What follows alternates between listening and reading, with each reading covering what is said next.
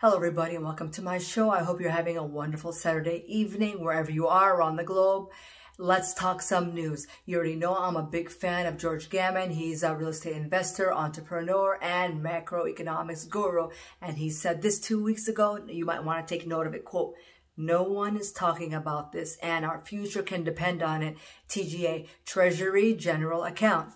So I knew there was a problem. I kind of thought, oh, there's probably a link between TGA and the Federal Reserve. And for me to better understand TGA, let me do my research and get my education. So I went to Investopedia, and according to Investopedia, they said, quote, "The Federal Reserve Bank buys and sells U.S. Treasury bills, also known as T-bills, and bonds to control the country's money supply and manage interest rates, the money of which goes to and from the Treasury General Account." TGA.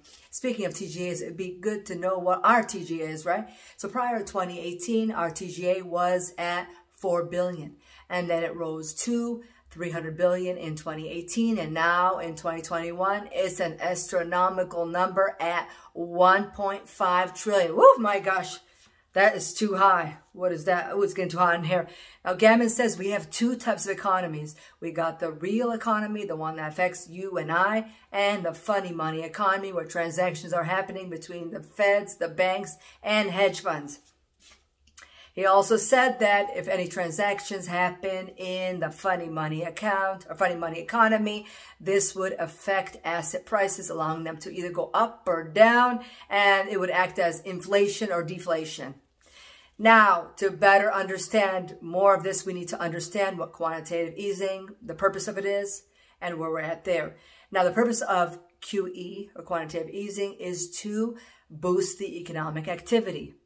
And George Gammon goes to explain that the maximum QE is $80 billion, and it should only be used under, or be at that rate, under extreme measures. Now, Janet Yellen, Secretary of Treasury, said that she's going to spend $250 billion a month in quantitative easing, while the Fed's already spending $150 billion in quantitative easing. That brings the total to $370 billion a month in quantitative easing. I don't think that's good, people. So what does that mean?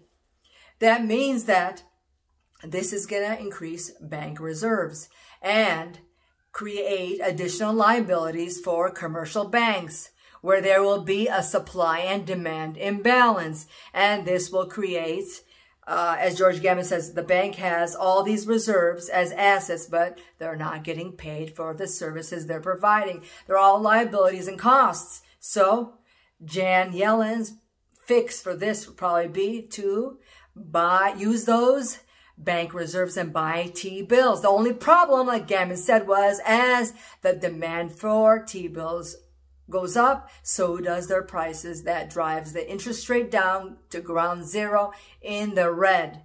And what happens there?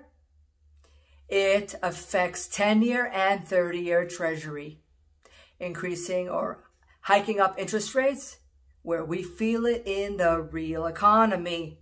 It causes, like George Gammon said, he says it could cause an increase in mortgage rates. Hypothetically, he said they could go from 3% to 10%.